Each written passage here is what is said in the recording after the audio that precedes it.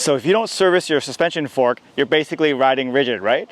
Well, I've got a suspension fork that desperately needs a service, and I've got a rigid fork on my mountain bike right now, so let's give them a back-to-back. Hey, it's Steve. Welcome to Hardtail Life. Before we start, I'm going to introduce my test rig. This is my 2021 Knolly Tyaughton Steel Hardtail. I've been riding this since March of 2022. I currently have it set up with a single speed in the back. It's a wolf tooth, 22 tooth cog, and then I have a 28 oval as a chain ring. I have also been running it as a rigid for the last 2 months, and you can see in this video here on my pros and cons of running it rigid. Now, that aside, let's compare the rigid fork with the desperately unserviced, desperately needing attention suspension fork. Because there are so many variables to control in these back-to-backs, we're actually not going to do a super scientific comparison. It'll be just the seat of my pants, the feel of my wrist as we take on 2 trails that are accessible to the parking lot due to light and timing restrictions, but also because these trails are fun. They're not just flowy trails, they've got some technical bits to them. We're gonna climb up to Kirkford, then we're gonna go down Upper Griffin, including a floppy bunny entrance in the mix.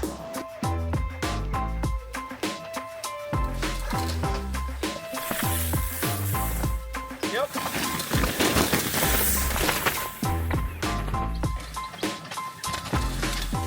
Yeah.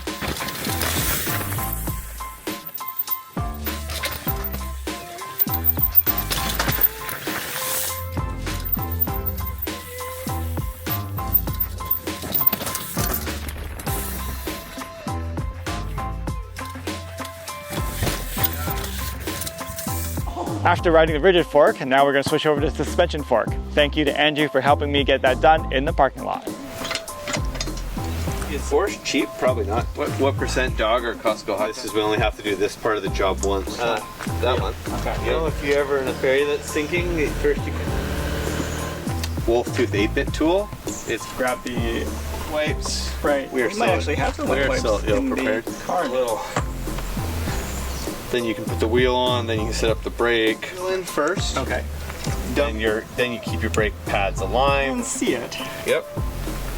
Better already. I'm right around 150. Between 78 and 80 psi. So from a max, so you need to cycle your fork. So grab the brake, push it up and down. Yep. So I think we're actually ready to ride bicycles.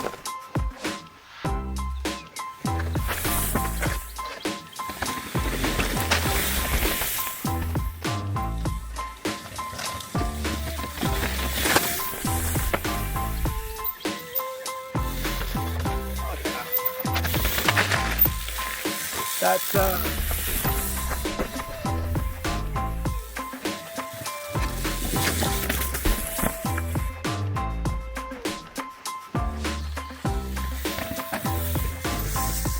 All right, so now that we've ridden both these forks back to back, same trail, same day, same bike, with the only difference being the fork, I guess, and the tire and the wheel. These are some of my findings.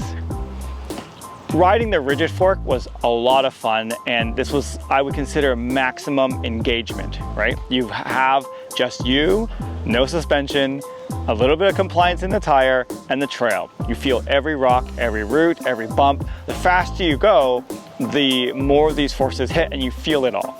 And the thing is, it's like a natural deterrent or a natural bar to set where you are comfortable, right? I have no doubt that I am riding slower with the rigid fork, kind of checking and feathering my brakes more and doing line assessments more frequently. With the hardtail setup, with the suspension setup, I'm finding that I'm looking down the trail way more. I'm worrying less about these minute or minuscule line adjustments. There's a rock, I'll go over it. With a rigid fork, I'm thinking about around the rock. I'm looking at the rock and thinking, how smooth is it? Is this a ramp downward so it's smoother, or do I go around and take the hit, and being that it is smoother than the rock? With the hardtail, I'm thinking about these decisions less. I'm pushing harder, and I also feel like I'm braking harder as well. I'm off the brakes longer, and I'm hitting the brakes harder. So my top speed is probably higher, but it's also probably a greater variance in the speed, perhaps. Megan made this comment about condoms and stuff, as she does. And then that comment hit when I realized when I was riding Kirkford down for the very first time, immediately after the rigid fork, I was riding down, I'm like, this whole trail with the suspension fork, this whole trail just feels more muted, right? I know exactly how I felt with the rigid fork. I'm going almost the same line and everything feels muted, right? Every little step, every rock, every root, just a little bit less. So in order to get that same level of involvement, that same level of immersion, you know, it's not as visceral. In order to get those same exhilaration, I find that, yeah, I'm pushing harder, going faster, and maybe getting into trouble. And when the trouble happens, maybe bigger trouble, perhaps. And maybe that happens with full suspension bikes too, with 8-inch travel bikes. The trails are no longer as fun and you're having to go faster, pushing harder, jumping higher just to get to that level. So I think those are my findings.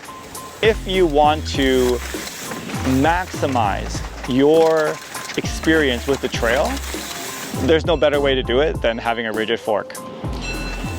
If you're interested in unlocking certain features or certain moves like drops, jumps, steeper rolls, having a suspension fork, no doubt, even an unserviced suspension fork will give you way more confidence and assistance.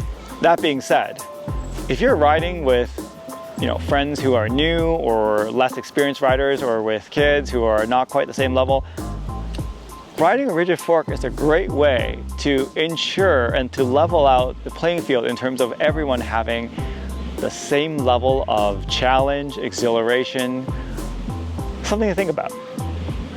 Anyways, if you're relatively new to riding but you love it and you want to do it all the time, then you've come to the right place. We're eager to ride all the trails and to learn all the things, so please subscribe and follow along on our mountain biking adventures. Thanks for watching and see you in the trails. Very good. That sounds pretty good. Yeah, we're not worried about a tiny little bit of ghost noise because, let's face it, these rotors have been on your bike for more than 5 minutes. They are not straight. You know, it sounds like an insult, but it's absolutely it's true. It's the truth.